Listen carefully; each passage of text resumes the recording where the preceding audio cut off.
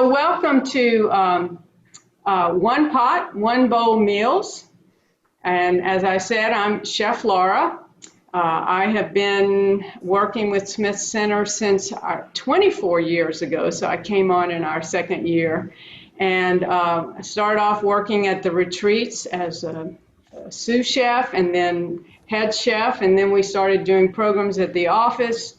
And I really miss that we can't be there together and you smell what I'm cooking, but I'm going to have my live TV audience tell you how it smells. And but you will be able to hear the sounds. And I'm sorry we can't share the meals in person together, but we will. We will. The day will come when we can do that. What I'd like to do is start off with a little ditty, a little song. Laura, healing in the kitchen is fun. Come on in the kitchen with Laura. The healing has begun. And we will slice, dice, chop and roll. Whisk it all in a bowl. Put it in the oven. Yum, it's done. The healing has begun. All right. Okay, that is a premiere of that song. So even though we'll be talking about, well, especially because we'll be talking about one pot, one bowl meals and preparing them, these are also meals that are designed to be health supportive and healing. We have one pot, one bowl meals, and you might want to get your recipes out in front of you, because I'm actually going to be having you coach me as you read the recipe as we go along. And we're going to make a Southern style vegetable chili. We're going to make a quinoa salad, what's left over in the fridge, stir fry, and then the energy bar. And all of these meals are designed to be one pot or one bowl meals, in that they'll have vegetables, they'll have good sources of protein, and I will also show you where you can add some animal protein like eggs and stuff if you want to, but this menu is vegan for the most part. So vegan meaning there's no animal products, not even cheese or eggs. So that's what we've done, and these are the kinds of foods we eat at the retreats, and people get plenty of protein. Smith Center is not saying that eating animal products is a bad thing. In fact, what we're all about is helping people make wise choices in the ingredients they choose. But I find that teaching a vegan menu makes it easy, because then you don't have to worry about someone who doesn't want to have animal products. So it just kind of works for everybody. Plus, people don't have as much experience cooking vegetables. So Nettie, if you want to bring that tray of this, we'll start with the chili. And I want to tell you about a little cooking technique. And Carla, can you have the camera on the food? Yeah. So one of the things you want to do when you cook, so first of all, you want to read your recipe at least twice. If you don't read it, and if you just start gathering ingredients, you may miss out that some ingredient needed some pre-prep. For instance, in this, you need to cook the beans first. Okay, so if you didn't read that in the recipe and you're throwing it in the pot, the beans will take longer to cook and your vegetables will overcook. So read the recipe at least twice. Then you take your recipe and you go to use the ingredient list to make your shopping list, and also to gather everything together. So the French have a term called mise en place, right? And that means everything in its place. So you will be much less frustrated if you're not having to run around. Plus, if then you will also find out if you don't have something and need to run to the store or make a substitution. So I have everything, the ingredients here, mise en place, except for the beans, which are on the stove that I've cooked. And I have, for the sake of the class, moving along smoothly, I pre-prepped a lot of ingredients. Thank you, Nettie, there's the beans. But I will show you some some knife skills of how to prep some things that people often find challenging. So I'm gonna, with that in mind, I'm gonna start with the butternut squash. And actually, I'm gonna show you a little trick. If you want to prep the butternut squash, let me just explain everything first, and then if you want to do this with me, you can. So first of all, you want to I tend to like to use the wooden cutting boards. They have some give in them. Glass surface is going to be hard on your knife. It's going to dull it. You could use like a plastic cutting board, and usually if I'm going to cut meat or something, I will use plastic because they're a little bit easier to clean and get the meat out of the grooves. But I tend to like to use a wooden cutting board. This is a bamboo one. And you see I have a little, like a little sponge here. And if I so let me show you the difference. So here's what happens now. So it will help hold your cutting board in place. Now, another thing you can do is take a couple of paper towels and wet them and kind of bunch them up and put them under here, and that will keep it from skidding. Or you could take a small towel. I think in your notes I said, have paper towels, a small towel, and dampen it and put it under here and just kind of move this around till it feels like it's pretty sturdy. So that's important. How many of you want to prep and want to show me your knives that you're using? So, okay, I see a chef's knife there. Anybody else going to be prepping? I'm just watching today. Okay, and I'll try to make it entertaining. Most people actually prefer to watch. But my older sister is one heck of a cook. And could you get one of the small knives out of the drainer? And she will never, ever work with a chef's knife of any sort. And she has no trouble prepping vegetables, but she'll use a paring knife.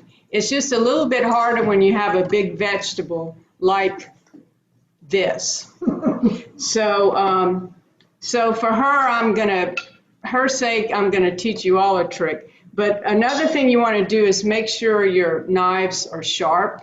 A dull knife is actually more dangerous than a sharp knife. So this is a steel. And then I have other sharpeners I use when every so often to get them sharper, or you can take them to get sharp. So I'm just going to go ahead and sharpen my knife. This knife I have here is a Japanese knife. So you notice it doesn't have a pointed tip. It has a flat tip, so it's sort of rectangular. I have other chef knives. So here's a kind of regular chef knife. It has a point, and you can do everything with a chef's knife, including one with a point. You can dig things out and that sort of thing. It just takes a little practice to get used to them. So here's the butternut squash.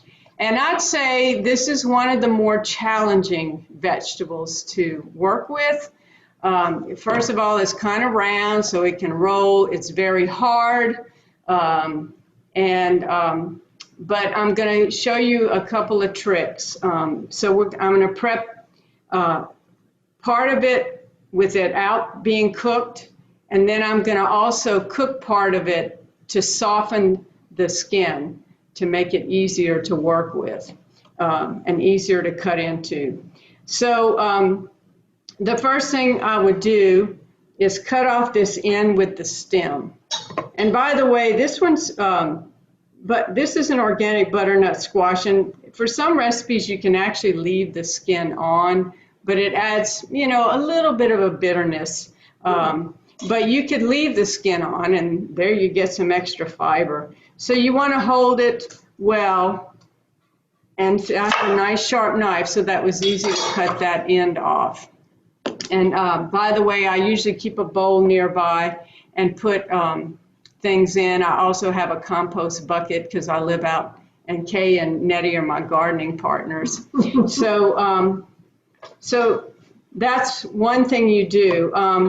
I'm going to work with this end uncooked, and then I'm going to put the other end in the oven to soften it, just to show you. If you wanted, you could just throw the whole butternut squash in the oven at 350 degrees and leave it in there until maybe like 15 minutes. You can take the point of a knife and easily stick that in there, and it makes it easier to peel. So I'm going to cut this here. So if you have a good peeler, you could peel it with the peeler. It gets a little harder to peel it on the rounded edge. So often chefs will just use their knife to take the peeling off. Well, will that technique with putting it in the oven also apply to other squash as well? Yes. That's a good thing. Can you hear Kay's question? So I have, in the bowl earlier, you might have seen I have a big old Kabocha squash. And those actually, I just cook it with the skin on. Like I could cook it, soften it now and make it easier to cut. Then I would cut it in half, take the seeds out and slice it. I wouldn't even take the skin off. I would just slice it into little wedges and roast the skin when I ate it. Yeah, but you could. Easier to cut and peel. Yeah. That's a great Acorn squash are really hard to So you peel. can do it with acorn too? You could, but the shape of it makes it really hard to peel no matter what. So here I peeled it. Now with the round vegetable, you're really asking for trouble if you try to cut it while it's still round. And I'll show you this with the carrot. So one thing that helps is to make a flat edge so it's easier to work with and it's not going to roll. Okay. Now, for the chili, we want it in at least bite-sized chunks. So I could actually cut it here, but what I'm going to do is make one more cut through here. And notice where my hands are, okay? No fingers are anywhere close to this blade. And then because I have a flat surface, see how sturdy it is, steady? Then I can come down. So you want to break the vegetable down into manageable chunks. So, and then what you can do, can everybody see this? I'm going to come across, and so I keep cutting the vegetable down to about the size I want. So I've got them in about 1/2-inch wedges, and I'll do that with every piece. Sometimes a vegetable likes to stick to the side of the knife, and I won't do all of it. Okay, so now I have it in little wedges, and by the way, I'll work on this in a second. So now I want to cut it, dice it. Here's where you would use something called the bear claw. So you see how my fingers are, bear claw. And what it is you have this part of your knuckle flat. You have the tips of your fingers bent under, because you don't want the knife, if my tips of my fingers are out here, the knife could get it. And I've still caught my fingernails in the past. But you want this flat part for the knife to go up against this flat part here. Oh, okay. There you go. and you're going to sort of feed the vegetable forward with your thumb. And what I suggest you do, there are tons of videos on how to chop vegetables. Put them up, go get yourself a sack of onions, some potatoes, some carrots, and just practice away. When I was in culinary school, I had a single room in a little dorm, and the walls were thin, and I know people thought, what is that sound going on? I hear knives, I hear chopping in somebody's room, and I would chop on and practice on my desk. So anyway, I've got the bear claw, and you want to cut your vegetables. The reason it matters is because you want them all to cook at the same time. So if I had them in different sizes and different pieces, some wouldn't be cooked and others might get overcooked. So you want to aim for about even sized pieces.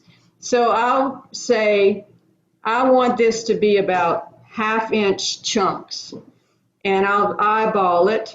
I have the knife up against the back of my hand. I'm in the bear claw, and I'm going to come across like this. And then I have my fairly uniform chunks. I keep forgetting what camera I'm looking at. So, okay, Nettie, if you could get me a bowl out of the cabinet to the right, we'll put these in here. Now I'm showing all this, and I'm going to end up using frozen butternut squash because I know some of you maybe don't want to fool with this or don't have the energy. So I can throw this whole thing, if you'll put that in here. I can throw this whole thing in the oven like it is, or I can go ahead and cut it in half because it's going to be hard when it's hot to clean this out. Excuse me. So I like to use a grapefruit knife, a grapefruit spoon for scooping out, because you know a grapefruit spoon has the little serrated edge here, and so I just use that to scoop out the seeds.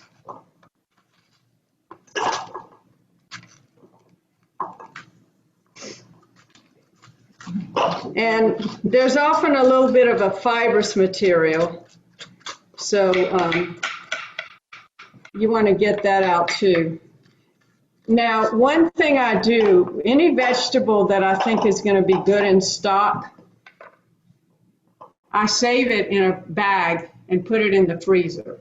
So my carrots, the onion skin, when I peel the carrots, the garlic skins, so those sorts of potato skins, anything I would put in a stock, I can put in a bag in the freezer. So I'm going to... But not the skin of that. Yes, I could do that. Put the skin I could put the skin in this too. Okay. Yeah. If I, depend on what kind of stock. Typically I do my carrot peelings, my onion peels, the ends of the onions. Yeah. So I'm cleaning this out. Now you can see how the shape of this would be hard to peel. I could, but I'm going to show you just a way. And again, you could put the whole butternut squash in the oven, put it in whole, let it get soft, take it out, let it cool off, and then peel it and seed it and all that. So I'm going to stick this in the oven. Kay, you may want to just feel how hard this skin is. Yes. I wish I knew this at Christmas, because we made butternut squash and I spent a lot of energy trying to peel those 3 big butternut squash. All right. So now I have a new technique. Yeah, and you guys, y'all can email me or something and say, I'm cooking something, I don't know how to prep it. And now with Zoom, we can even go online and I can, talk you through it. So I wanted to have an emergency service once where it was call the chef, you know, and I've done it for my neighbors, like, oh God, this soup doesn't taste good. And I've run over there and said, okay, y'all gonna watch me because I don't want to have to do this again. Now I'm gonna show y'all how to make this taste good. Okay, so that's the butternut squash. And Carl, I think you can turn this camera off. And we're going to start cooking now.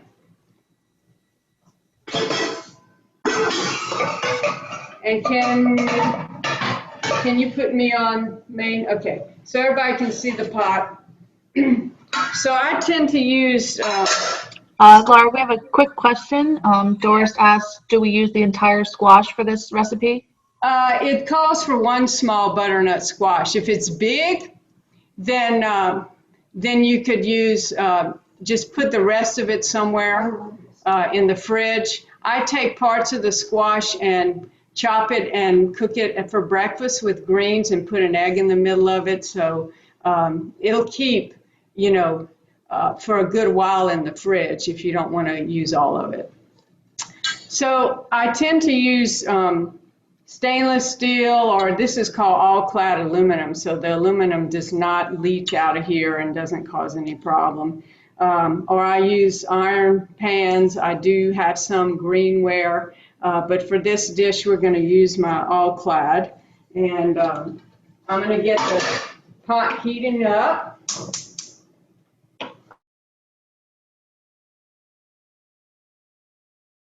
I like gas, and I make a mess of things when I use electric because I'm just not used to it anymore, and I'm not used to waiting for something to heat up.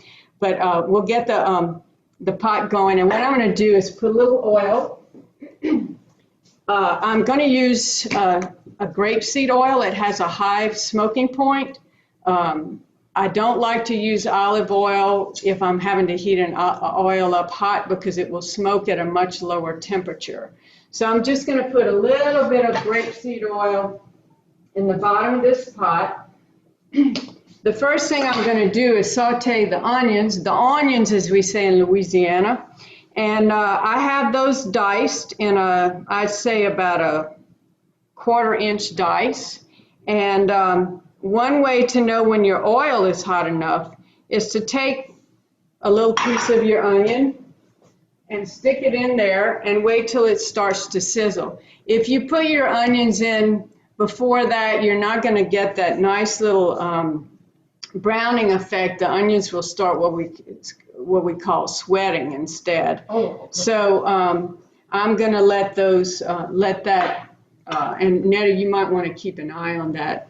Keep an ear on it. I keep an ear on it. Yes, people they ask, well, what kind of music do you listen to? Because I'm a musician too, and I'm like, I don't listen to other sounds when I'm cooking because the food talks to me, and I can have my back to it, and if I listen, I know when things are, and I use my nose too, but like if you're boiling something that you want to reduce to like a syrupy consistency, say like apple juice or something like that, the sound of the bubbles will change when it's thickening, and on the verge it will burn next. And I can hear that those bubbles have gotten bigger and the sound is a little bit slower, and I know, oops, that's going to burn if I don't get it right now. So I like to just focus on the food is what I like to do. So and that this kind of pan takes a little longer to heat up. So while we're doing that, maybe I should talk about collards. Doris, are you prepping along? Yeah, okay. You have your collards ready? And I'm going to do the onions and the carrots at the end. Okay. Okay. So we're actually going to use frozen butternut squash in this recipe because I want people to know that you don't have to do all this if your energy is not good. So you can get good quality frozen vegetables this would not work as well if you wanted to roast them because they're frozen. So the fresh would work better. But for going in this kind of liquidy stew, the frozen butternut squash is going to work. And so the other thing I was going to say is you don't have to chop a single collard green if you want to buy a bag that's already chopped. The only thing I would say on that is you might want to rinse it. If you open it and it smells strong, you know, sometimes like when you open broccoli, if it's already cut, it may start to give off that little gassy smell that it does. So rinsing it might help. I find that happens with your cut carrots and stuff too. It has a little smell, so sometimes I'll rinse it off. But hey, you know, Carla, go ahead. Let's show the video of me picking the vegetables. And you guys, you'll need to turn the volume up and just be super quiet because evidently the sound on this video sounded plenty loud to me, but it's not coming across real loud when we play it. And we've got a sizzle on the onions, so while you watch this video, I'm going to go ahead and put the rest of the onions in. Well, here I am, Chef Laura, on my back deck. And believe it or not, I've had a winter garden out here in pots. So that goes along with the theme of one pot, one bowl meals. So I've had greens growing all winter in pots on my back deck. And one of the greens that are growing out here is one of the ingredients in our chili recipe, and that's collard greens. So I'm going to take a moment to show you how I have done these pots and beds, or these greens in pots. And so what I have is a really thick row cover that I put over the pots. And when I undo this, you'll see how it was.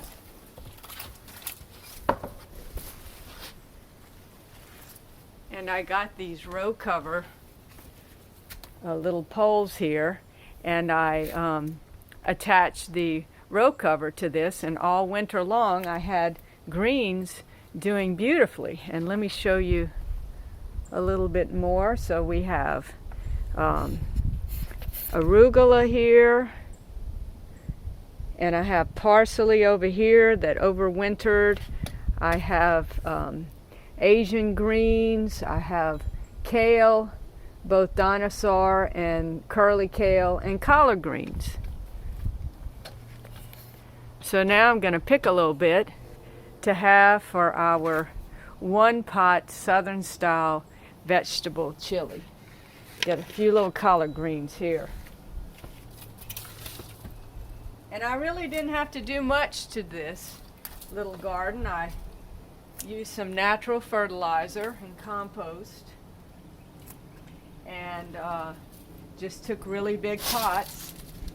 Bought the plants this fall and set them in the pots, and was really surprised at how well they did this winter. Even parsley. And now I see garlic chives are coming up. I'll cut one of those. So today's the first day of spring, March 21st. I also have the lettuce that I planted in the fall is now starting to come up, and the arugula is starting to come up over here, and I'm going to go ahead and pick some of that so that I can have my salad pizza for supper tonight. I love to take salad ingredients, toss them with olive oil and salt and garlic powder, and spread it on a little tortilla, and I have a little salad, what I call tortizza. So let me get a little bit of that here before I go inside. And I'd say in a couple of weeks the lettuce is going to be big enough that I can pick some of that and put it in salad. So here we have our greens for our chili. So see you inside. Here's a collard green leaf. Carla, can you put this one back on? And it has a stem in the middle, and the way you can prep it, I'll show you two different ways. One, I'll show you with the knife. You just sort of come either side and cut the thick stem out. If you want to chop the stem up, you can, but I find that the flavor of it is not so great in this. Yeah, beautiful basket. It is beautiful. And then I'm just going to cut the leaf in half, and let's say you have about 10 leaves, and you stack them up. And there's nothing worse than prepping food in ways that the food hangs out your mouth. So this is still too wide. This would still kind of hang off the spoon or out of your mouth. So I come across one more and then stack them up, bare cloth. And when you cut a vegetable that's not super thick, you rock your knife. And then these are in about the right size chunks. Another way you can do it, if you don't want to use your knife, is just tear it up, and you want to tear it in about the same size, even pieces. Or you can buy it in the bag already done for you, right? Okay. So Nettie, so we have carrots and we have the greens. If you will put the carrots in now and start sauteing.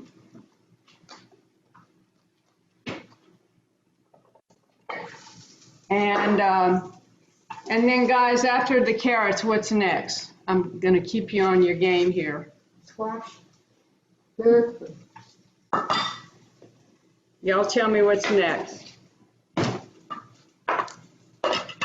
And the recipe calls for diced tomatoes. You can either dice some tomatoes yourself, or nothing wrong with a can. I use the no salt organic diced tomatoes, the can without BPA. And so we're just going to use canned tomatoes in this. So what's next after the carrots is the butternut squash. So I'm going to have Nettie add that. Oh, there. A cup, right? No, you can put all of it. Another thing you can put in this recipe is sweet potatoes. So if you don't want to deal with the butternut squash, you can use sweet potatoes. It will be sweeter, and I find that because of that, I might add a little vinegar at the end, like apple cider. So you can always use that to adjust. And so Nettie's going to do that. So can you hear everything going there?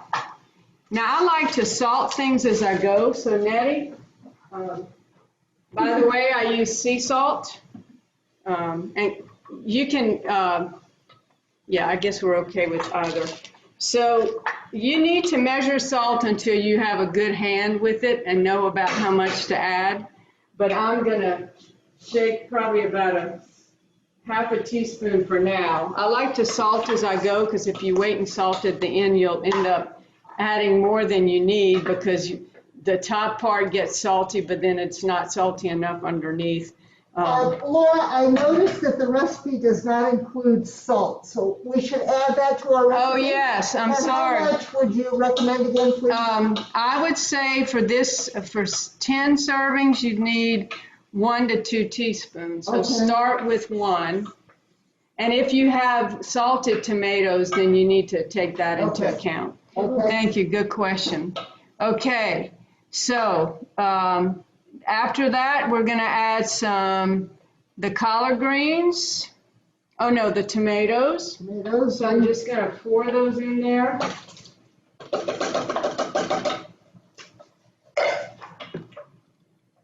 And let those cook a little bit. And you know, while Nettie is doing that, Nettie, I'm going to go out and get the quinoa, because we really need to start that cooking. Like, I know how to entertain. Oh, yeah, right. Well, Peachky's over here. Yeah, my dog, yeah. So we need to get the quinoa cooking. I've had the quinoa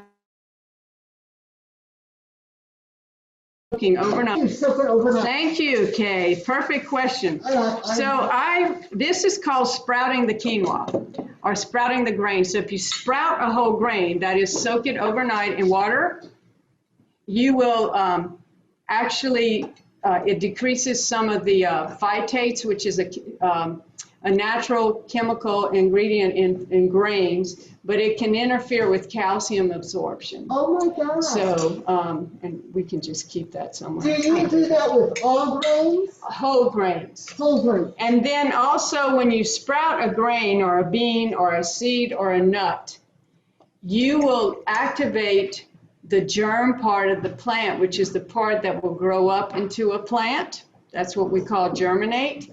And when you activate that, that creates the most nutritious part in the life cycle of that plant, actually, which is why broccoli sprouts are so healthy. And the other thing, by soaking the grain and adding a little bit of acid, so you could put lemon juice or yogurt or kefir, or I use apple cider vinegar, just like a teaspoon, it reduces the glycemic load. So that reduces the effect of the grain on your blood sugar. So it slows it down. So I've had this soaking overnight. If it's soaked a little bit more, you would actually start seeing the sprouts coming off the quinoa. So with quinoa being such a small grain, I use a small mesh strainer to drain it. So Nettie, if you could drain this and rinse it. Quinoa has a natural pesticide on it, and if you don't rinse it really well, it will taste bitter.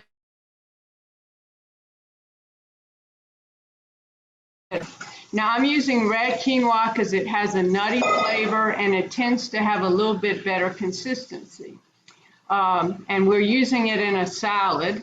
So what we're going to do, because we're putting this grain in a salad, we do not want it to be sticky, right? So we are going to boil the water first, then we're going to add the grain. If you put the grain in cold water, it would be sticky, which would be perfect for stir fries and things like that where you want the rice sticky, or if you want to make the grain into a patty. If you want your oatmeal to be sticky, then you start in cold water. If you want it to be more, the oats a little more visible and not stuck together, then you start it in hot. We have about, for every cup of grain, you want about 1.5 cups of water, of quinoa. But since we've been soaking it, we don't need as much water because now we're going to, it's already absorbed water, and we're going to also reduce the cooking time by soaking it. So Nettie, in the, You got your editor? yeah, we're good. I'm going to have you, Nettie, fill this with 3 cups of water.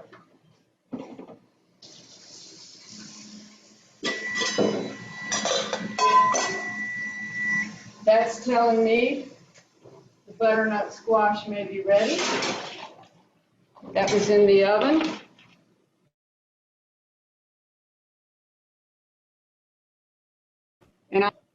And it's a lot softer. And so this will be much easier to peel, but it's hot right now, so it's not going to be real easy to peel. So I'm going to set it back here. All right. Kay, could you see how easily I peeled that? Yeah. Okay. So what, where's the water? So Nettie has, if you get that hot water. You want hot? Over here. Oh, okay. I have one of those incinerators that gives you pretty hot water. So we're going to put the water in here and get it boiling and cook this quinoa. Now, one thing I'm going to do, the quinoa salad calls for red onions. How many of you think raw red onions are just too strong in a salad and your breath smells, you know, onions? So what we're going to do, you could toss the onion with the the quinoa when it's hot, but I'm going to go ahead and put it in and cook it with the quinoa. And so this is how many cups? Three cups of water. Okay. And you're using water instead of the chicken broth or vegetable Right, broth. yeah. Okay. Now, why did you decide that? Because I forgot. Well, I'm going to actually put a little chicken broth. Oh, Because okay. I forgot. Thank you. So if you use broth, you'll get a richer flavor with Okay. your grain. And actually, I'll throw a little bit in here. We have a question about when using soaked quinoa, how much do you reduce the water and cooking time versus when you don't soak it? By about 5 minutes, quinoa. So it takes about 20 minutes. So I'm just going to watch it. And if I have too much water but the grain is cooked, I'll drain the rest of it off because I don't want it to get soft because it's a salad. Next, would you add some broth to this? To what, the chili? The chili. And then so we're putting broth, we're putting collard greens in the chili and then cover it. We're going to add some chili powder to the chili. That makes sense. 3 tablespoons of chili powder. Okay, thank you, Kay. I just kind of shook it there. And I've got the water for the quinoa on. And if you cover something you want to boil, it will boil faster. Now, Laura, are you suggesting that the quinoa salad would also go with the chili at the same meal? Okay, so what I'm going to do, Kay asked, you don't need to, but what I'm doing, I'm cooking extra quinoa because some of it's going to be, if you want to mix it with the chili, you can. Okay. And then you use some, we're going to use some of it in the salad. The quinoa salad could be a meal in itself because quinoa is the only grain that's a complete protein. And if you add that edamame, you've really done a nice That's thing. right, if you add the edamame. And also, I'm making enough quinoa that instead of using rice for the stir fry, we're going to use quinoa.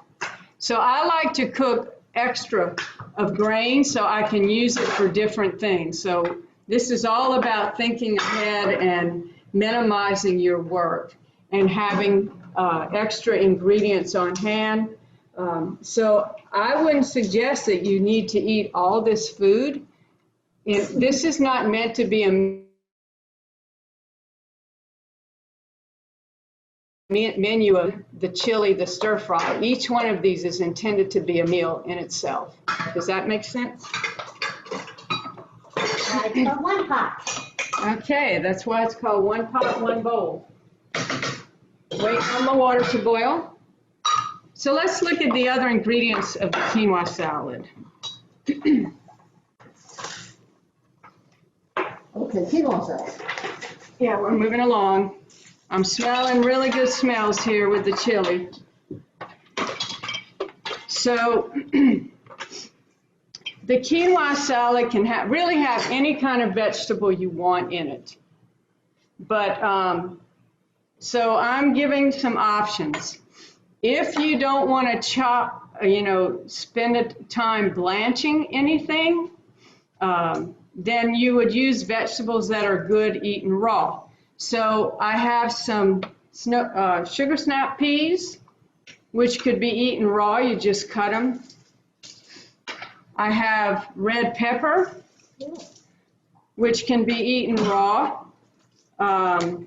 You could have some carrots that could be eaten raw, but that may be a little bit challenging. Avocado could be eaten raw. Now, just for the sake of it, in case you're interested in having, it's just going to increase your work, eating some vegetables and with it, we're going to what we call blanch some broccoli and some asparagus. So these are all spring, except for the pepper, these are pretty much spring vegetables. Your sugar snaps, your asparagus come out in May. Nettie knows because she grows them. The broccoli is a spring one. Yeah, peas. So, I got you all bell peppers. yeah, and then could you throw some hot water in this pot? So, I'm going to show you how to blanch some vegetables and how beautiful they're going to be. You want to cut your vegetable into bite-sized pieces. Remember, this is a salad. So here's some broccoli cut up.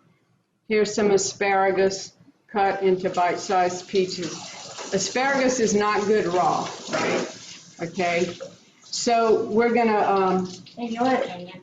in my opinion, Nettie likes them raw. I guess if they're really fresh, they're good raw. So to blanch something, you're going to bring your water, salted water, to a boil. And then you're going to throw the vegetable in. And I'll start with the asparagus because they'll take a little longer to pre-cook. Now, Laura, it says you could blanch or saute. What Yes. would be the difference? Well, sauteing is going to bring up the flavors and some of the sweetness of it. Okay. And put a little oil, and it never hurts to have a little fat in the food. But this is going to get seasoned anyway. Okay. So I put the asparagus in the hot water.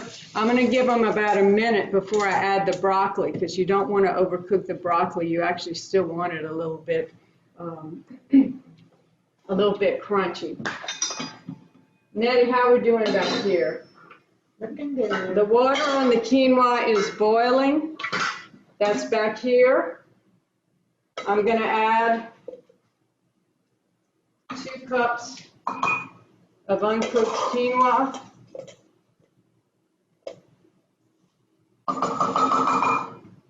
And I'm going to bring it back to a boil. Put this over on the table. And when it comes to a boil, I will lower the temperature down to low and cover it.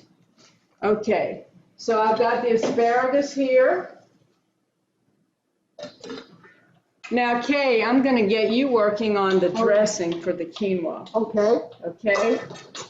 So let me wash my hands. Yes, hygiene is very important.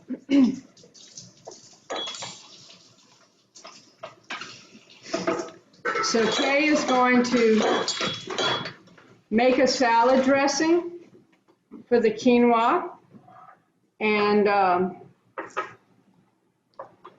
the olive oil was on that tray. Would you go out on the porch and look for the olive oil?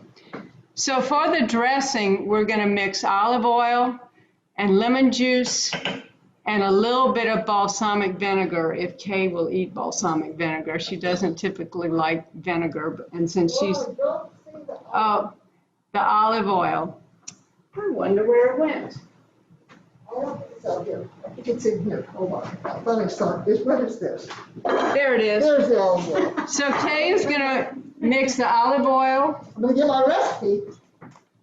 and she's going to mix some lemon juice with it.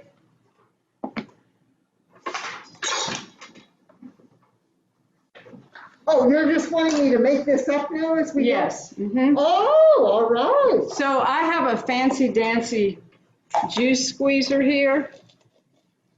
If you don't have one, all you have to do, May I mix it in here? yes, all you have to do is take a fork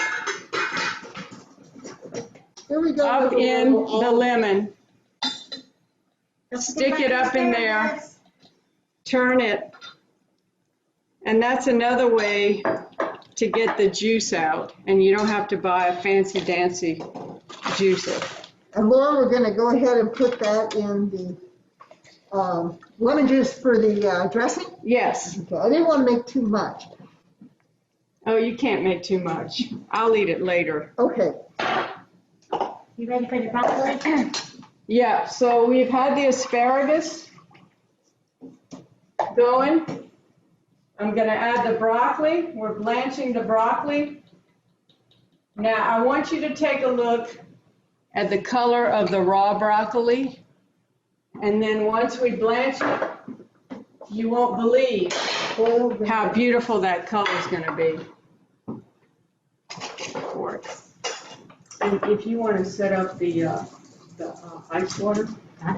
Well, what would be the difference between using balsamic vinegar in this or apple cider vinegar? So the difference would just be the taste. Okay. And apple cider vinegar,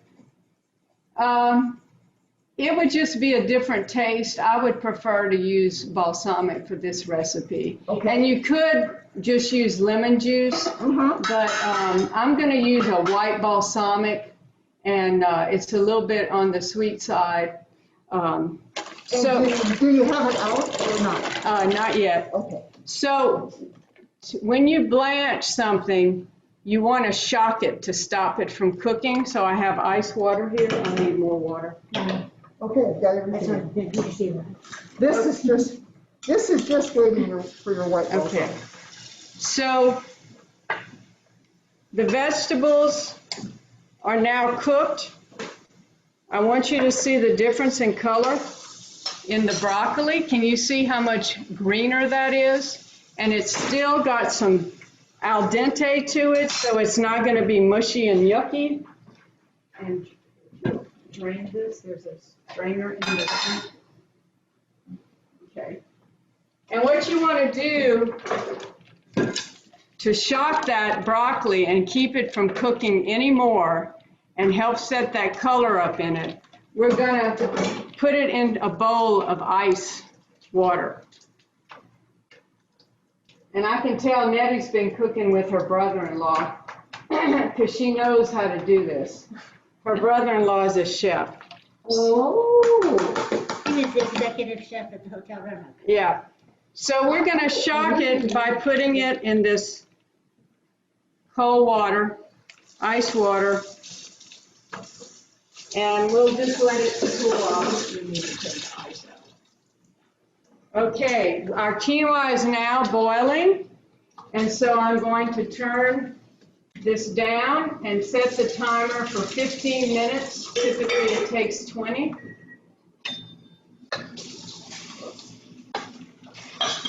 When you cook a grain, once it starts steaming itself, don't touch it. If you start stirring it, it's going to get sticky. Okay, Kay. I love the way Kay is just sort of organically putting this olive oil in here. I just read the recipe. I wasn't prepared. She wasn't prepared. Laura, that's a good example of why you read it twice. Okay. So while we have the quinoa cooking and the chili cooking, we are going to, Nettie, 15 more minutes on the chili, then add the, add the beans. So, how about dessert? I know Francie was all into the energy balls. So, Kay, there's a tray out there with the ingredients for dessert. It's on the chair. I have an outdoor refrigerator. It's on my screened-in porch. There's a lot of good stuff in this. Yeah. Woo! There you go. So now we're going to make energy balls. This recipe comes from Ruth Fair, a colleague of mine. And you can use either a blender or a food processor. This. They're going to go in the freezer. I think this is a great thing to have before Easter because it's got chocolate in it. So you're going to start off with your walnuts. Just set that on the table over there. And chia seeds. So chia seeds are these little tiny seeds that are very high in omega-3 fatty acids. They are also, if you've ever had chia pudding or the bubble tea, chia, when it soaks, it becomes very gelatinous, and it's so you can use it as a substitute for eggs for the function of an egg holding something together. If you ground up chia seeds, flax seeds work the same way. I prefer the taste of chia seeds, and chia seeds actually to get the oil out of it, if you just chew it well, you don't have to grind it like you have to with flaxseed. If you don't grind flaxseed and eat it, it'll just go right through you. Okay. So I'm going to... Now, Laura, you said here you could use hemp seed. Why? What would be the difference? The protein and there'd be more protein in the hemp seeds and a little bit different fat. Okay. And, So, and hemp seeds will not stick together the way these are. And you could put hemp seeds in it as well. that's what you're They're a very good source of protein. So I'm going to make noise.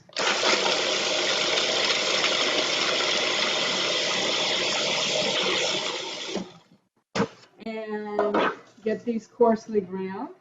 Then the next thing it calls for is adding the dates. Make sure you get pitted dates or you're going to hear a real scream from your food processor, and it'll actually kind of start jumping all around when it tries to chop that seed. So you're going to pull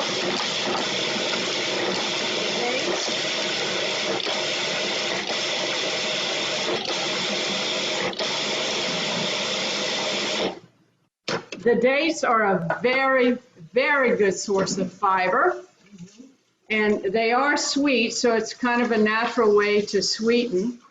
The next thing we're going to add is the cocoa powder, and I'm using organic, non-alkaline cocoa powder. I think that's the next thing. Yes, that's right. That's cocoa powder. Look at that beautiful cocoa powder. You know, cocoa is high in antioxidants. I can even smell it with my mask on. She said, Kay says I hope you all can hear Kay. She's like really giving us great commentary here. So it says to add the almond butter, the maple syrup and honey, please. okay. And you have here, if you combine it, it will intensify the flavor. Right. That's an interesting point. Yeah. So here's some almond butter. I get it freshly ground at a store we have called Earth Fare, but our co-op, I can get it ground there. I think it tastes better than what's in the jar. So I'm putting the almond butter. Did you get your honey and syrup? I will. I'm going to pour it from the top. Okay. It calls for vanilla extract. So this is going to have really intense flavor. It calls for a little orange extract or lemon extract. I'm going to put a little lemon extract in there. It's a nice little pop in the flavor. And a pinch of sea salt. So believe it or not, salt will bring up the sweetness in something. And then I'm going to add the honey. What about your sliced raw almonds? That comes last. Okay. So I'm going to turn this on and add the liquid as we go.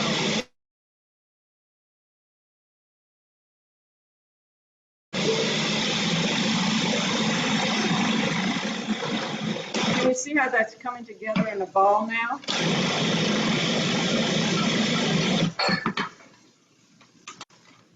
And then the last thing I'm going to add is the raw almonds. Can you see all the fiber and the phytonutrients and the good fats that will be in here, plus some carbohydrates for high energy? So these can do as a nice snack on the trail. Maybe you're getting out more since the pandemic.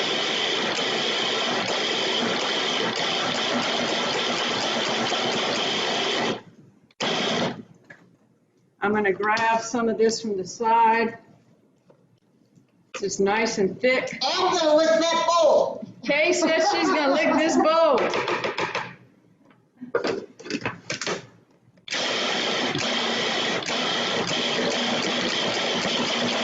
So what I'm going to do, Nettie, if you can clear off this tray, take it over there and clear it off.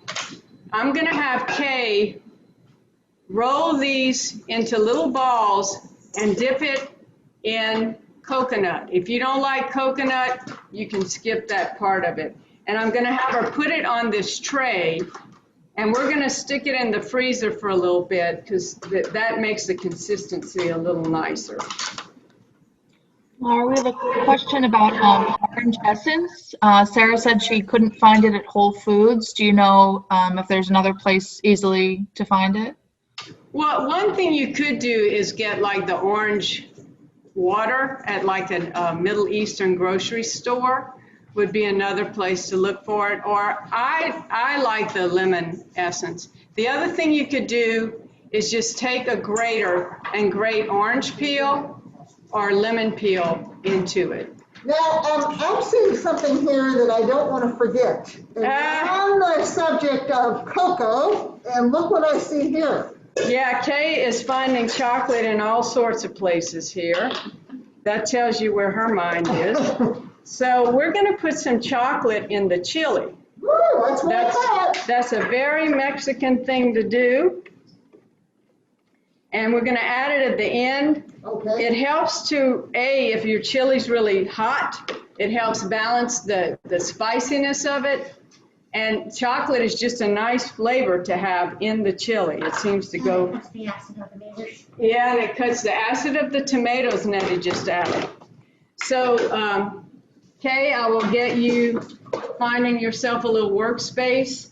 And what Kay is going to do, she's going to take and make a ball about the size of a walnut, like this.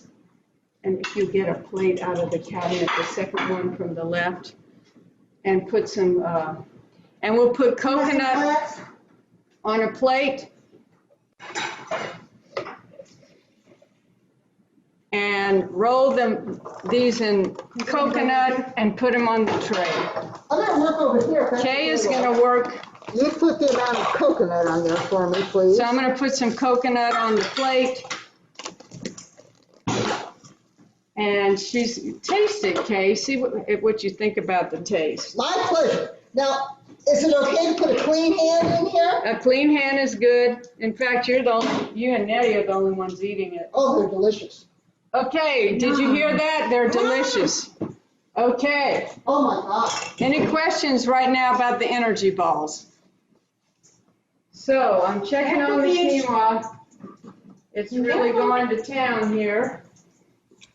Can you talk about if there's any difference between using cocoa powder versus a piece of chocolate in the chili? You could, part of the thing of the bar is you're going to get a little bit of the sugar too. So one thing I want to say is And the fat. and the fat. So a dish, you can build flavor when you have the right amount of fat, acid, salt, and sweet. And so I find ways to put those ingredients in the right amount in the dish. Obviously, you don't want a lot of savory taste in a dessert thing, but in the chili, by putting the chocolate in, and you have some of the sweet of some of the vegetables, but that also adds that flavor too. So there's fat in that chocolate bar that you will not have in the cocoa, and there's also a little bit of the sugar. You could add each of those in your own way. You could add extra olive oil and just try the cocoa, and you could add something else, a different kind of sweet to it if you think it needs it. So go ahead and try the cocoa. Now I'm checking out the quinoa here. It's still a little crunchy. It's too crunchy yet for salad. Okay, so what's left over in the fridge? Stir fry. I found some mushrooms, and I always in a stir fry am going to use onions. And I may or may not use garlic, and I may or may not use ginger, and I also have these carrots already cut up. So if you want to save time, You could buy vegetables that are already prepped and just stir fry them. But I like to do this dish with leftovers in the fridge. So now I'm going to show you, I said I would show you how to cut an onion. So you have two ends. You have the root end and you have the top part of the onion. And I cut both ends off. And this onion, as I have found lately, has a little bit of mold in the top, so I'm just going to cut that part off. You know, I've been noticing that as well. Yeah, I don't know if it's something to do with the pandemic, but you want to take your skin off. You're going to cut right through the onion. That's for the quinoa. Let's give it a couple more minutes. So I'm cutting it in half. And you remember I talked about making round things flat. So now I've created flat surface. And I want to dice, well, I'm going to show you two things. For the chili, the onions were diced. For stir fry, we're going to do what we call half moons. So to dice, I'm going to come across, see my bear claw, and I'm going to cut lengthwise, because this is going to help create these little dice pieces. Then I'm going to turn it, all the way to the end. right, not all the way to the end, thanks Nettie, because you want your root end to keep the onion together. If you cut the root end off, this is all going to fall apart. So I came down to about right here. And bear claw, so now here's the root end. I'm going to come across, and this is going to be like an 1/8 inch dice. And then when you get down to the bottom,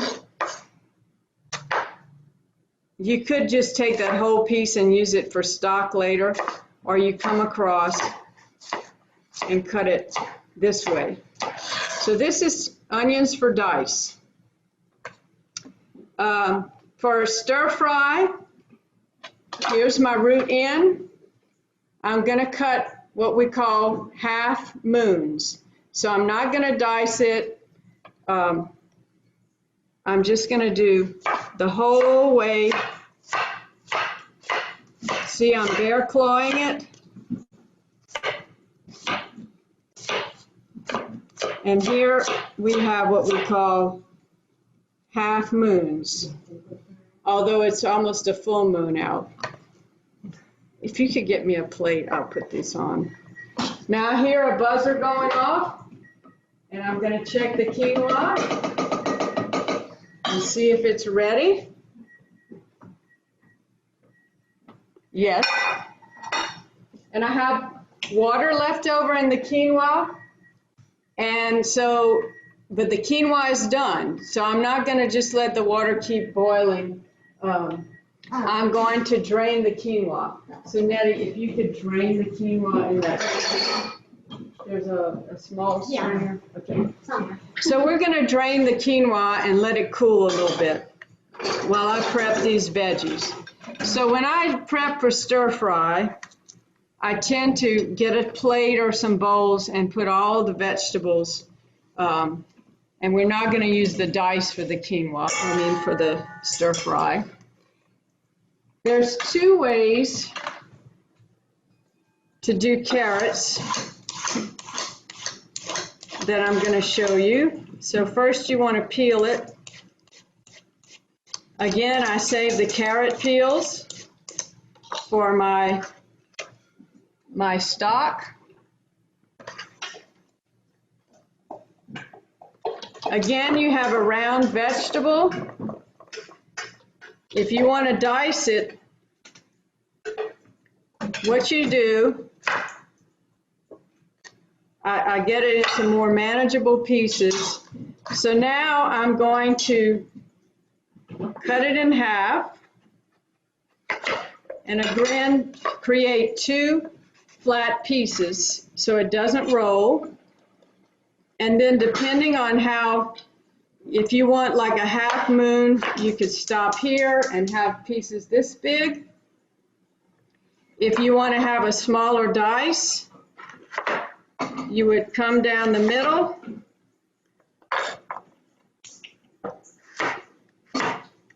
And you rock your knife and go for uniform pieces. This is how I cut it for the chili. But for stir fry, you want the maximum exposure of your vegetables to the pan. So I'm going to do a diagonal slice. This is considered a stir fry slice.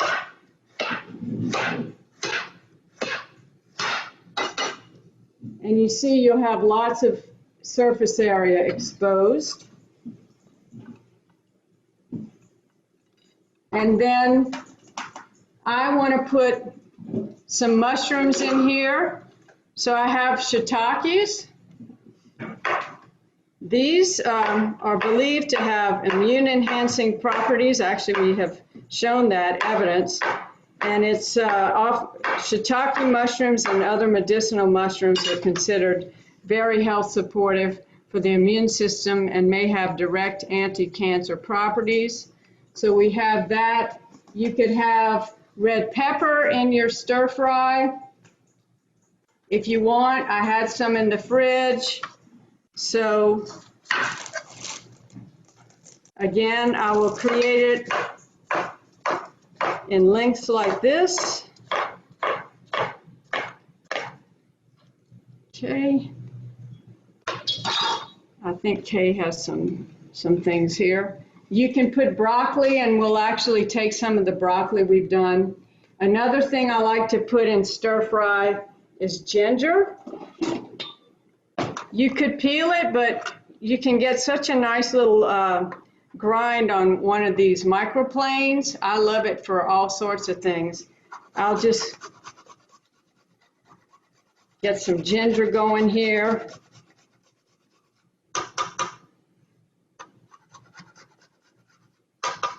And have that for the stir fry as well. Kay has something to show us. Oh my gosh, look at her hands. Look at my hands, but Yeah. look at that. Look at my hands. Look at that. I'm going to take, and Laura, is it typical that your hands get like that? Yes, because Good. it's very sticky. And I'm going to lick them off. Yeah. Okay, would you be them in the freezer? We'll put them in the freezer. Put any gloves. Yeah. Oh, no. I'm taking my mask off and keep laughing. Look up at me. So I've got a little wok pan, stainless steel. Woks have these edges that fan out this way, and that's so you can get maximal edges used to stir fry your veggies. And I've got that heating up. I want somebody to come taste the chili.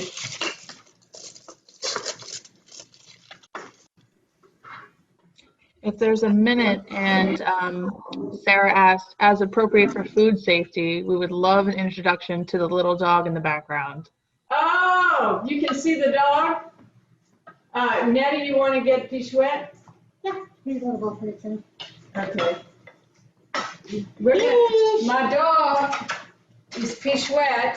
That's Cajun for little girl. Baby girl, here. It used to be my nickname when I was a little girl. I'm tasting the chili. Pretty good already. Nettie's going to bring my little dog. Now that lemon does add an interesting taste to the energy balls. Is it good? Mm-hmm. This is Pichouette. She's 17 years old. 17? I make food for her. She'll be 17 this summer. And I make her food for her since she has a sensitive stomach and she has a sensitive immune system. And she had her vet visit recently, and he said he couldn't be happier. All her lab work is good. She has a little arthritis, but she's gotten chiropractic treatment and cold laser to her lower spine. And now it's hard to keep up with her when we walk. So that shows you what TLC and good food can do for your health. You walk the talk, Laura. Yeah. So I'm putting chocolate here in the chili. because it tastes good, but to me it's a little tart. So I think the chocolate will be a nice addition. That's a nice amount of chocolate. Doris asked if we could have a recipe for your dog food. Sure. You know, that'd be an interesting. Remind me to do that. Yeah, Nettie says I should go into business. So why don't we do the quinoa salad? Okay. Kay, how's the salad dressing? Have you tasted it? We need to add the white balsamic. Okay. So Kay says we need to add the white You balsamic. said you give it out. Well, I want it to be how you like it because you and Nettie are going to eat it. Well, let me just say this, So Kay is talking now.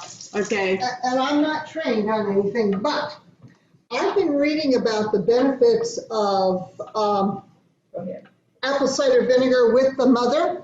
Yes. And actually, Laura, I drink some of that every morning. And that's from somebody who does not care about vinegar, but I do it. I put ginger in it. So I'm going to say, let's go with apple cider vinegar, Okay. please. Yes, and by the way, she says with the mother. The mother is, you can have fermented apple cider vinegar, and the mother is, I think it's some kind of fungus, but it helps to ferment the vinegar. So I use fermented apple cider vinegar. Very good. Yeah. Oh, the chili? Nettie says the chili's good. Can you taste the chocolate? Not a whole lot. Okay, well, if it needs more. So Kay, you finish up the dressing. Okay. So, And you want to shake this up. I have found that you want to shake your apple cider Okay. vinegar up. very good. All right, great. So let's do the quinoa salad. Remember, I would never cook all these things for one meal, so don't feel overwhelmed. You would just do one at a time, unless you took the whole morning. So Ooh, that's good. the quinoa is still hot, and I'm going to save some for other things as well. Kay, you like it? I do like it. So while your grain is warm, that's actually a good time if you were going to put your onions in raw. Add it to the hot grain. And but if you add your oil and dressing while the grain is warm, the flavor will be taken up into it much better. Can you put the camera on? And we're going to want this to cool down because a salad is not supposed to be eaten hot. Now, I haven't put all the dressing in, but once it cools down a little bit, we'll add the ingredients. Remember, most of the ingredients are raw, and we don't want to cook them in the hot grain, so we're going to let this cool off. A little bit more. Nettie said the chili is good. Something I add to my chili is Tabasco chipotle, or you could use any kind of chipotle. That smoky flavor I find is very good in the chili if you want a little heat. This tends not to be super hot like some of the other hot sauces. Or you could take a dry chipotle chili and cook that into the chili, but not everybody likes the smoky taste or the heat. So when I'm cooking for a crowd of people, that includes Nettie, I let people add what they want. Now you can get chipotle chili powder that you could sprinkle on it as well. And this chili powder, I would say, has a medium heat to it. So you need to know how hot your chili powder is before you start adding it. Nettie, what do you think? This is the way I like it, very mild. She said this is the way she likes it, very mild. Is it delicious? Yes, very delicious. Yeah, you think Ron would eat it? Ron's her husband. No. Ron doesn't like vegetables, does he? No, he doesn't like greens. He doesn't like greens, but I guess you could leave the greens out. Okay, You so, know for sure Janice would eat it. yeah, her partner would. So while the quinoa is cooling, we're almost done with that. I'm going to do the stir fry. Nettie, I'm going to have you take some scissors And I picked some garlic chives and some parsley and some onion chives this morning. So if you would snip these into the quinoa, Over there. that's over there. So Nettie's she's gonna take scissors and snip them. I could cut them with a knife, but if you don't have a lot, you could just snip them with scissors, and that works well. So I'm gonna do some stir fry. So we want the camera here at the stove. I've had the pan heating up. With stir fry, you want your pan hot. Okay, so let's see where we are. I'm gonna take my onion. Can you hear it sizzling? I'm gonna put the onion in first. It's hot. And when you stir fry, it's good to have sort of a flat-ended spoon to work with it. And you're gonna start moving it around like this. And I'm moving it up against the wall of the pan, and I'm going to keep it moving. And you can go with a pretty high heat on stir fry.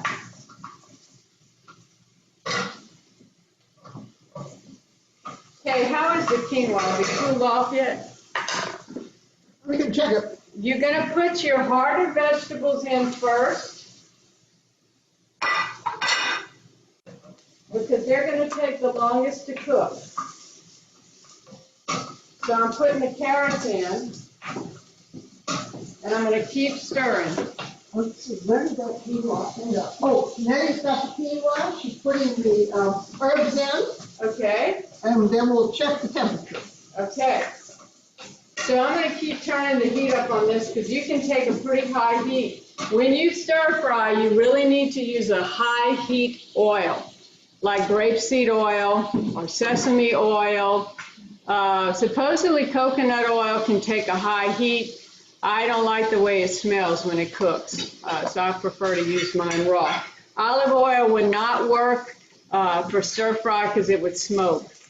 Now, why do you want to have the temperature so high when you stir fry? Because you want to sort of sear your vegetables and cook them on all edges. You don't want them cooking a long time. Okay. Now, shiitake mushrooms, unlike regular mushrooms, thank you, Doris, thanks for coming. Shiitakes take longer to cook than your regular button mushrooms. So I'm going to put these in now. And I'm mostly going to use like a soy sauce to salt things, but I will put a little bit of salt in. And Would peanut oil be an oil you could use? yes, peanut oil is fairly high heat. Canola oil is. In fact, you can look on the label. You want high heat. You can look for high heat canola. With canola, you want to use organic, non-GMO, because most canola is a it's grown with genetically modified, and so I prefer to use the non-GMO.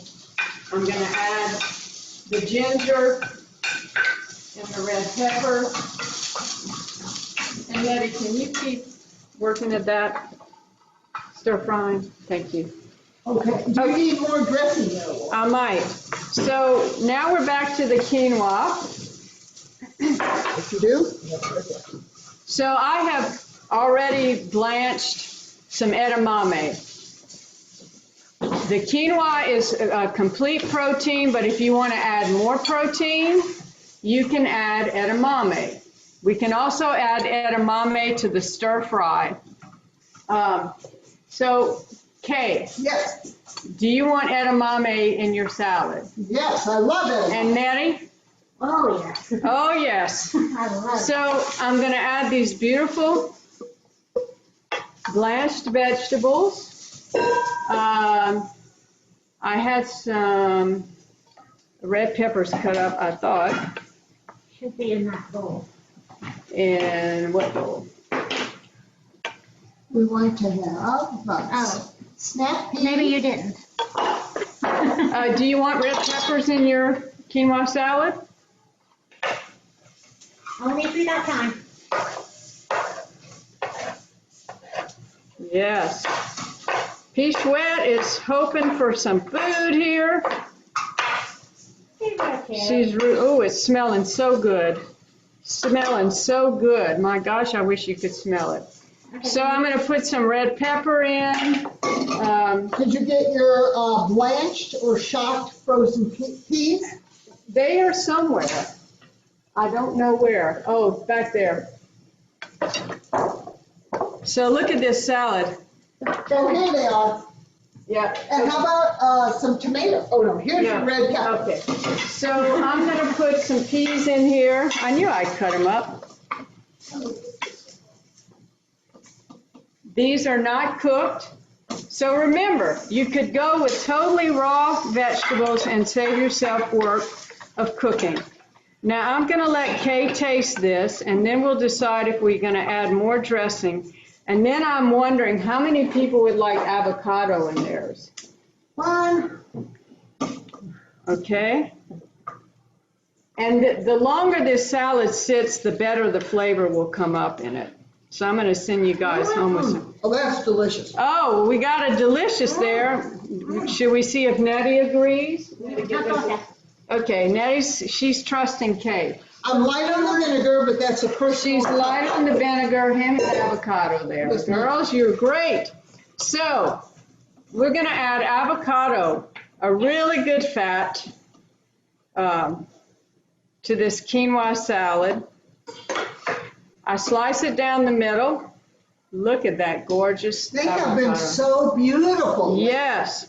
And then I go ahead and slice it inside the skin. Ned, if you could get a spoon out that drawer. Both ways. So I've got it diced in here. This one is actually almost too soft for salad, but not quite. You don't want it real soft to where it gets all mushy. You know, you taught me how to do that with the avocado a couple of years ago, and I've been doing it ever since. All right, see? That tablespoon trick, getting it out after you cut it. Yeah. Fabulous. So, and I'm going to save the other half of the avocado for toast tomorrow. So, Kay, there's a little bowl over there, and I'm going to let you taste this. And then we're going to wrap up with the stir fry. There's a spoon down in there. I'll use that fork, thank you, Laura. Okay. So here's the quinoa salad. I'm hearing a Nettie, you ready to taste it or what? No, let's finish up the stir fry. In the fridge, in the door, is coconut aminos. Oh. So if you guys, next shelf, there it is. Okay. I can't eat soy, so I'm not going to eat this salad because it has edamame in it. Oh, we could have left it out. No, I'm going to make my own. Oh. So I use coconut aminos, but you could use tamari. So I'm going to shake this with the stir fry. And if you want, you could have broccoli in your stir fry. I'm sort of thinking it looks like it needs something green. It needs some green. Wow. So I'll cut up some broccoli Like Christmas stir fry. and throw it in the stir fry. And add a little more coconut aminos. So this is just, yes, Laura, what is the current opinion on soy and breast cancer? So it is not recommended that people take in isolated soy supplements like genistein, that sort of thing. But soy in food, in whole soy foods, like fermented tamari, soy sauce, edamame, tempeh, eaten in food sources, it actually has been shown to reduce the risk of breast cancer, for instance, in populations who eat a lot of soy. It does not interfere with tamoxifen, and it tends to actually help the aromatase inhibitors work better. So I would not suggest taking high-dose supplements of soy where it's what we call a fractionated ingredient like genistein. So, but eating whole soy foods seems to be okay for most people with breast cancer. And actually men who have breast cancer, men get breast cancer, it also does not seem to be a problem, and soy also tends to reduce the risk of prostate cancer. But we're talking about eating real food. We're not talking about like tofu burger, textured vegetable protein. Yeah, tofu is fine too. Thanks, Kenny. Yeah. Now, Laura, you had said earlier that we might add some animal protein, and I see these eggs. Yeah. When do you intend to do So if we want to do the stir fry more like a fried rice, then I often add eggs. So if you hand me a bowl, Kate, I'm just going to show you how I do to add an egg to the stir fry, and we're going to do this sort of like a stir fried rice. And so I take an egg and we'll put it back on the flame, and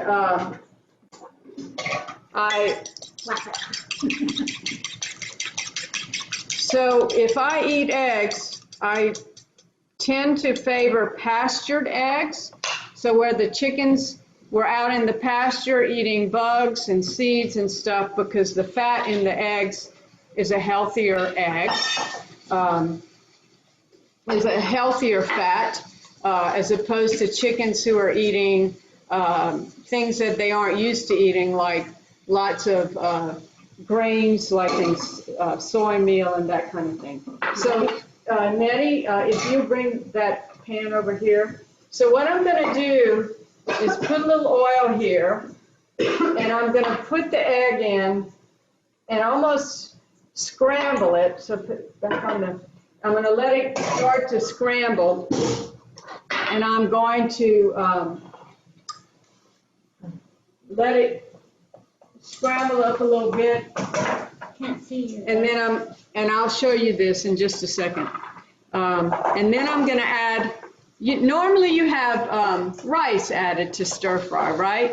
But we have all this quinoa, okay? So we're going to add quinoa. The other place where you could use this quinoa is mixed with your chili. And when you mix the beans that are in the chili with the grain, you get a complete protein. So that's why I made extra quinoa. Quinoa for the salad, quinoa for the chili, or quinoa for your stir fry. But you could use rice. You could use rice in your salad. You would use a long grain, whole grain rice. Brown. Mm-hmm. What about farro? What do you know about farro? So farro is a wheat-based, it's a grain, farro, wheat. And I don't eat it because it has gluten, and I can't eat gluten. But that's very popular. Wheat berries or farro is being used in a lot of salads. Unfortunately, I can't eat them, so I get a little upset when they do that. But anyway. Sorry about that. So Nettie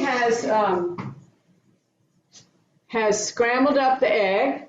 And what I'm going to do now is stir in some quinoa. And the egg is going to add some fat and some protein.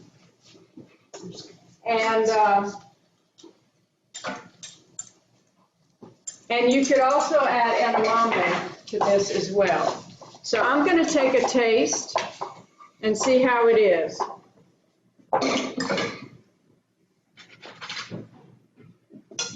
And then I'll decide if I'll let the other people eat it.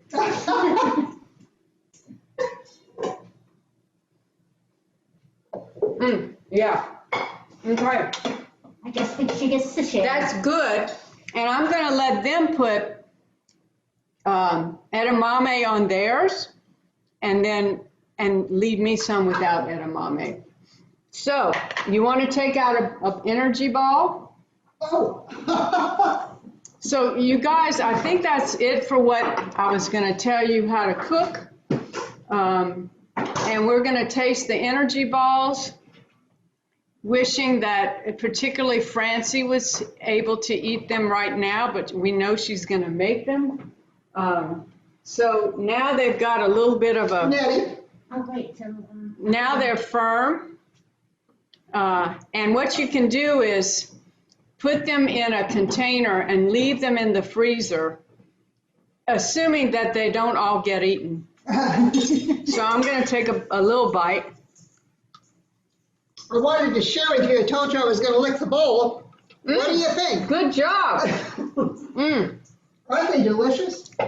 As we say in Louisiana, c'est bon. So, any questions? Sorry we went over time. I have a question, not about cooking, but about a pan. I'm thinking about getting a, we have cast iron pans and they're really heavy now for me, unfortunately. Yes. So I'm thinking about getting a pan, and I like to make galettes or crepes, like that kind of thing. And they were recommending in Cook magazine, like Cook, whatever journal magazine, that, professional one, like an iron, not iron, oh shoot, I can't remember. Anodized aluminum? I don't know, but whatever it was like 95% something and 5% maybe cast iron. I wonder if it was Calphalon or Le Creuset. Now, Le Creuset is very heavy too, so it probably wasn't that. Let me show you a pan I have that might work. Is that Could you pass me the any other move that he makes So it's kind of an omelet pan. Yeah. It's lighter. It's got stainless steel and I believe anodized aluminum on it. Let me see if I can see the brand. It doesn't have it, but it's a lot lighter. You'd want it for crepes. Right, like Yeah. 12-inch maybe or something. Now, the other thing I do, it's still iron, but I iron a Mexican apron, right? This is heavy, but you don't have to pick it up once you put it on your burner. And this is iron too. And if when you season iron, I mean, there's nothing like it for, except for a non-stick surface. And so I put this on somebody else to pick it up to clean it. But if you want, you can send me some links to the pans you're looking at, Okay. thinking about. I also have an electric crepe maker, which is Wow. very nice too. That's And interesting. I got that at, I don't know, what's that store at Pentagon, the French cooking store. Sur la table. Sur la table, yeah. Sur la Yeah. table. Yeah, so that's where I got that. Okay. Okay, what other questions do we have? Oh, everything looks great. Just wanted to tell you. That's all for good. me. Great, okay. What else? So you email me, or if you have any questions, Carla is gonna have, I think she sent you the recipes. This will be available as a recording, God forbid, it's gonna be hysterical. And then I think Carla's going to send you an evaluation form, and let us know what we can do better. This was my first time ever teaching a cooking class like this, so sorry I went over, but now I know better. I'm so glad that y'all could stay. At the end, you wanted to mention Soul Savory, Laura? Oh, yeah. Yeah, thank you. So the chili recipe came out of this cookbook. Smith Center works with some churches in the African American community and the African immigrant community in helping people be aware of cancer prevention and wellness and recovering. And so we worked with our navigators in those churches, and the churches said, so what kind of project would you like to do? And they said, well, is there such a thing as healthy soul food? And I said, the roots of soul food are absolutely healthy.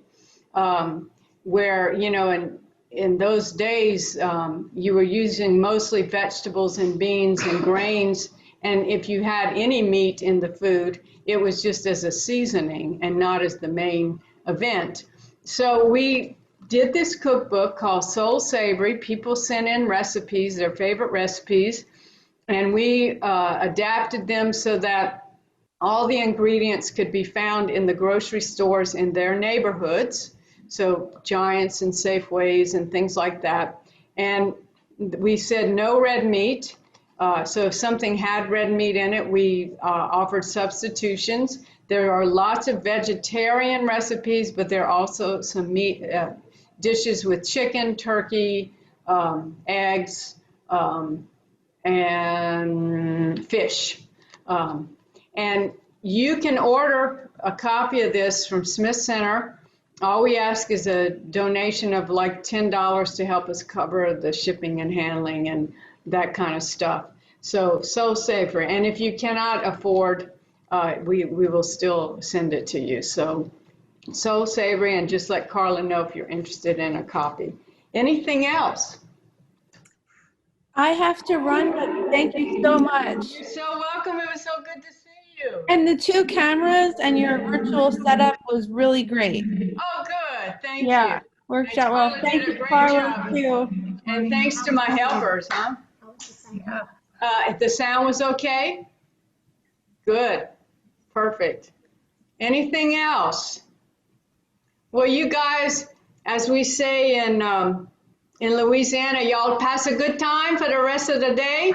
And if you have something to celebrate, then we say, laissez les bon temps rouler. Let the good times roll. And the good times are coming, y'all. The good times are coming. All right, take care. Thank you.